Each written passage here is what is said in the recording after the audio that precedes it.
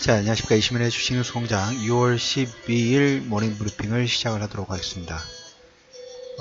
드디어 이제 역사적인 날이 시작이 합니다. 잠시 후면 정상회담 부분도 시작되고, 1박 2일 하루 정도 더 연장될 수 있는 그 가능성에서 시장 컨센서스 부분들은 이제 하루로 많이 좀 축소가 되는 것 같아요. 그래서 빅 이벤트가 시작이 되고, 이로 인해서 대한민국 2500 그리고 2500이 종착역이 아니라, 물론 30포인트 밖에 남지 않았습니다. 2470으로 어제 전일 종가가 끝났기 때문에 30포인트 상승을 보고 누가 이 빅 이벤트를 기다리고 우리나라의 어떤 다양한 모습을 기다린 건 아니기 때문에 2500이 돌파가 신화의 시작이 될 것인가, 새로운 추세의 시작이 될 것인가, 외국인들의 매수가 독일의 통일 사례처럼 어떤 기폭제가 되는 또 추가 상승을 이끌어내는 하나의 매개체가 될 것인가.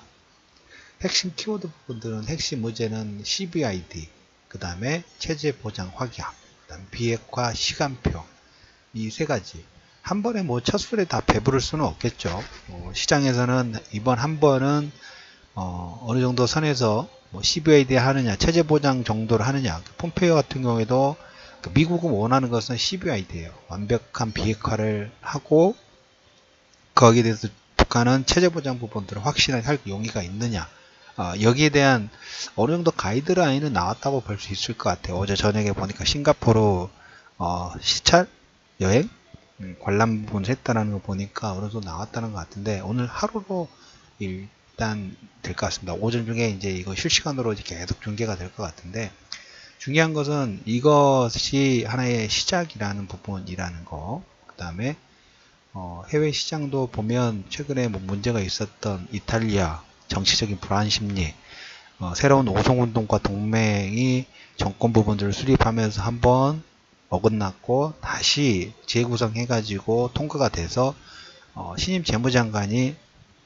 시장에서 우려하는 것은 유로와 유로 탈퇴 있죠. EU를 탈퇴할 것인가 아닐 것인가, 이거에 대한 문제가 제일 컸는데, 그런 우려 부분들을 신임 재무장관이 유로화의 탈퇴라는 이런 부분들은 전혀 논의할 내용이 없다라는 얘기를 하면서 이탈리아 이슈가 완화가 됐고, 최근에 이제 국제 유가가 좀 많이 떨어졌죠. 러시아하고 사우디아라비아 증산 관련 내용들이 부각되면서 75선까지 거의 근접을 했어요. 74선, 73선까지 올라갔다가 순간 이제 64선까지 65를 깨는 파동 부분이 나왔죠. 그러다 보니까 한 번 정도 저가 매수 분들이 들어올 때가 됐어요. 그래서 60에서 한 63 정도 이 선까지는 저가 매수가 상당히 탄탄한 구간입니다.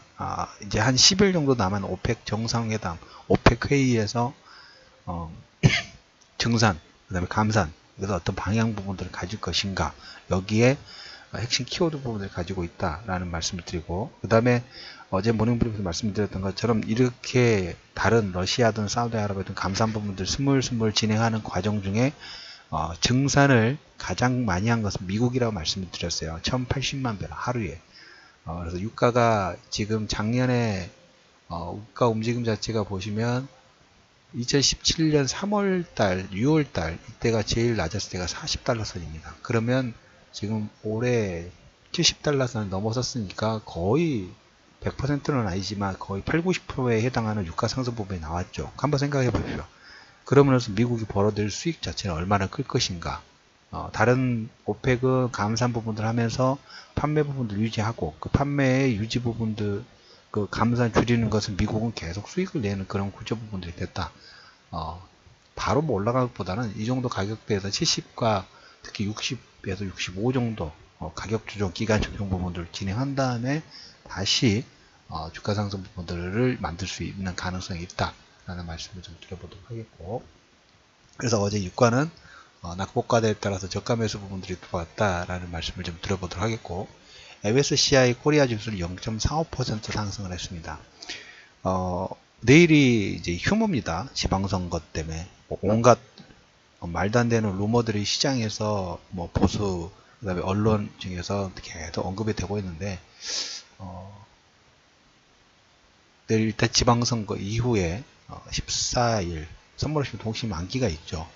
에너지가 지금 어떻게 보면 추세가 딱 집중이 좀 되고 있어요. 돌파가 나오든지 밀리든지, 돌파가 나오면 아주 크게 움직일 수 있는 포인트가 딱 됐다는 거죠. 그 방향의 갈림길에 좀 서 있으면서, 이 갈림길 자체가 작년 10월부터 올해 지금 6월 달까지 이 박스권 계속 추세 부분들이 뭐 깔때기 이론처럼 모이는 그런 자리라고 보시면 될 것 같아요. 그래서 이 돌파가 나오면 2500이 중요한 게 아니라 2600 돌파 파동 부분들까지도 진행될 수 있는 가능성의 그 요점 부분들이 생기고 있다. 그래서 핵심 의제는 오늘 다시 한번 말씀드리지만 오전 중에 있을 최상의 시나리오부터 한번 보도록 할게요. 우리가 최상과 최악의 시나리오 부분들을 한번 본다 하면, 최악의 시나리오는 그냥 오늘 정상회담이 한번 만나는 정도, 그 다음에 TV를 통해 쇼하는 거 있죠. 완전히 그냥 구두상으로, 그러니까 협정이 사인이 없이 그냥 구두상으로만 완전한 비핵화를 합의하고, 그 다음에 뭐 완전한 구두상으로 비핵화 하겠다. 정정 같은 경우 트럼프는 종전선언 하겠다.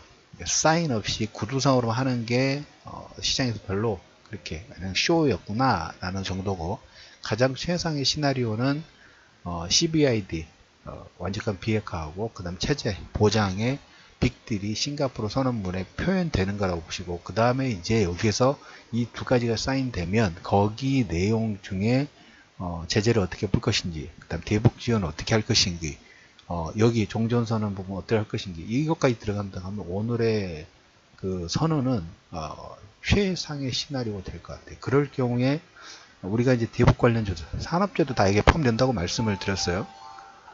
산업재도 다 포함된다고 말씀드렸기 때문에 하나의 그냥 우리가 테마로 보는 게 아니라 우리 산업의 체질이 바뀌는 거예요. 체질, 방향성이 바뀌는 거기 때문에 아주 큰 역할 부분들을 좀 할 수 있다. 독일과 통일 사례 부분들을 계속 제가 반복해서 올려드리고 있죠. 선행학습 부분들을 미리 좀 해놓을 필요가 있다고 말씀드렸어요. 하나의 뭐 철도 관련주 여기 하나의 포커스가 된 게 아니라, 그것은 그냥 가장 먼저 실행하는 사업의 우선순위에서 앞에 있다 보니까 먼저 움직였던 섹터이지, 이게 100%는 아니고 지금 계속 확장이 되고 있다는 말씀을 좀 드렸죠. 그래서 최악의 시나리오하고 최상의 시나리오가 포인트, 명문화가 되느냐 안 되느냐, 이게 오늘 회담의 가장 큰 키워드 부분들이 좀 될 수 있다라는 얘기하고, 하나 더 말씀드린 베일을 벗었어요. KLX 미드 200, 코스닥 유망주에서 코스피 67, 코스닥 133개 종목으로 KLX 미드 200개 지수가 런칭이 됐습니다. 이걸 제가 별도로 다시 한번 코멘트 드릴게요. 오늘은 다른 거 코멘트보다는 이건 내용만큼 중요한 게 없어요.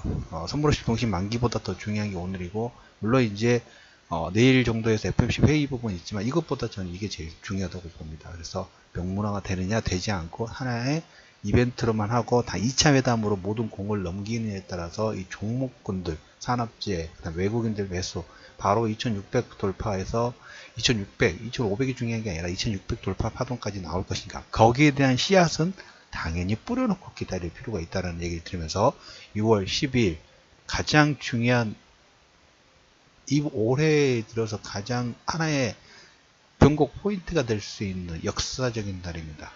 오후장에 그 다음에 장중 스팟을 통해서라도 추가 내용들이 있으면 계속 업데이트 부분들을 말씀을 좀 드리면서 6월 12일 이슈맨 해주신 뉴스공장, 새로운 대한민국, 독일이 3배 이상 올라왔죠. 2500부터 7000의 신화가 될 수 있다. 단순히 지수가 올라가서 투자자들의 수익을 올리는 그런 것은 부가적으로, 부수적으로 나오더라도 우리나라 시장의 한 단계뿐만 아니라 10단계 업그레이드, 10단계 도약의 하나의 시작점이 될 수 있기를 기대하면서, 기원하면서 모닝 브리핑을 마무리하도록 하겠습니다.